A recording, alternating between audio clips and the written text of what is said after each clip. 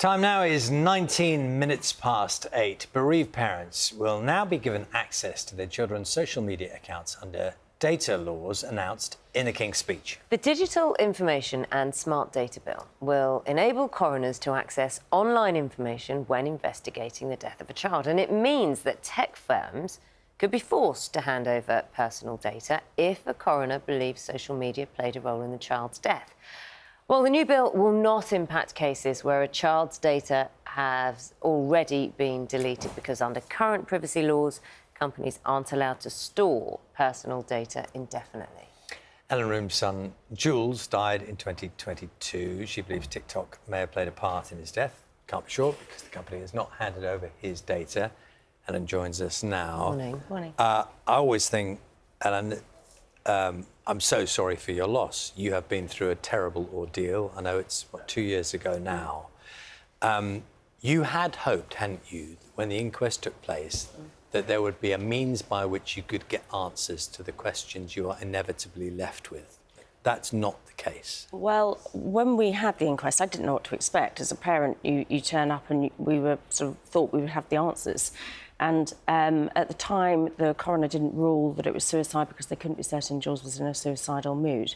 And then I wasn't strong enough at that time to challenge it. And then afterwards, I thought, this isn't right. We haven't even looked at his social media. And I didn't expect that when I then approached the companies that I wouldn't be allowed access to that data. Can I ask just a practical question? So I'm imagining most of the social media he accessed would have been on his phone, yes, as most of us do. I couldn't get into his phone. So I couldn't get into his phone and I didn't know the password. So I contacted TikTok and said, could you reset his password so I could get in? They refused that. We did eventually find out his passcode to get into his phone. His best friend guessed it. But the police never, well, they looked at it manually. So the police forensic system was down, so the detective had to look through it manually at the time. What I now know is that Jools had several accounts, which is apparently quite common for children. I didn't realise that until afterwards. And there are some things that had never been looked at. So I now know Discord apparently has issues. I've never had his data. They only responded to me this week when I said, do I have to get journalists involved to get an answer from you? Can you explain Discord? What is that? It's a gaming site. I actually don't... I've never been on it because I can't get into it. But I understand it has had problems with some people. But it's a gaming... And I think I understand that there's a chat function on it. So yeah, it does have a chat function. Yeah, so I'm still angling that. But I had a meeting with TikTok who then said they couldn't release it because of data. They then said they maybe have deleted some of the data. Instagram have released some data, but not all of it. So it's just a minefield. And this new data bill that's come out with the King's Speech is really helpful, but it's still only providing the data to the coroner.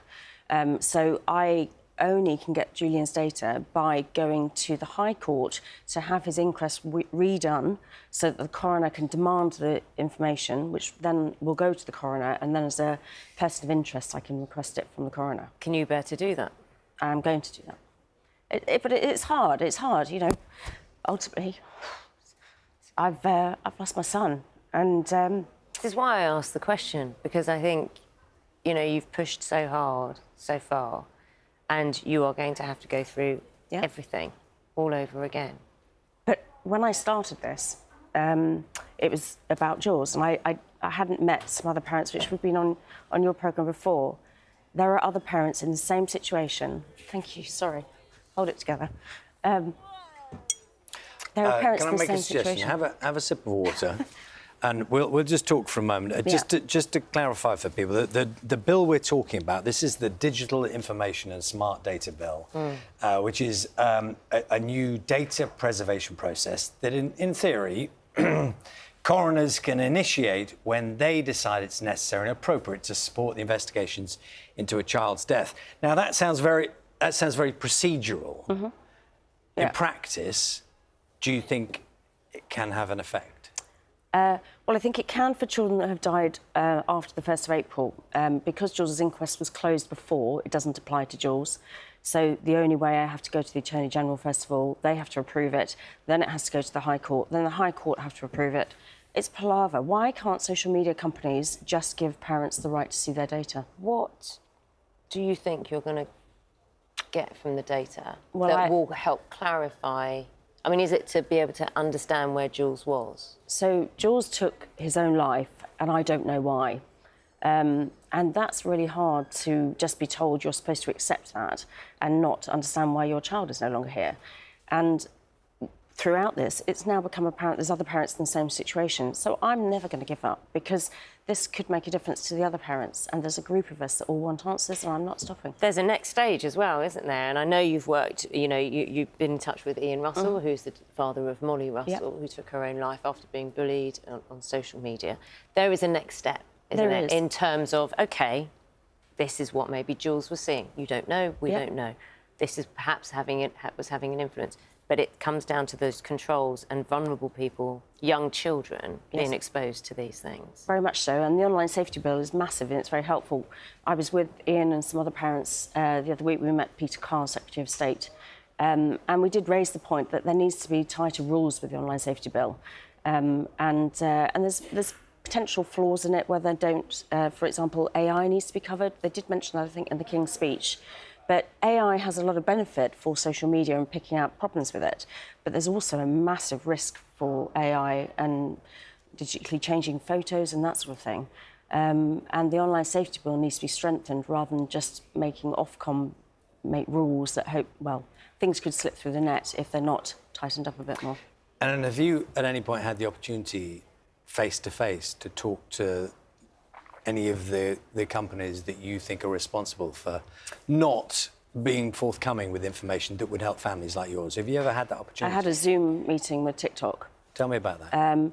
So the Zoom meeting, they didn't want anybody else present because I think actually the BBC asked to be present at the time. They wouldn't have anybody present. And it wasn't particularly helpful. So it was, yes, we'll see what data we can get you. They've never given me anything. Did you get the impression they understood why you needed it? Or that, you know, there was some moral responsibility for them to... Personally, I don't think they care. I really don't think they care. You've got parents crying out for information. Now, if that was a morally correct person, wouldn't they just say, let's have the data and hopefully find some answers? And it may be too late for Jools, but there are other people that want answers too. And just, are they bound by laws, data protection laws?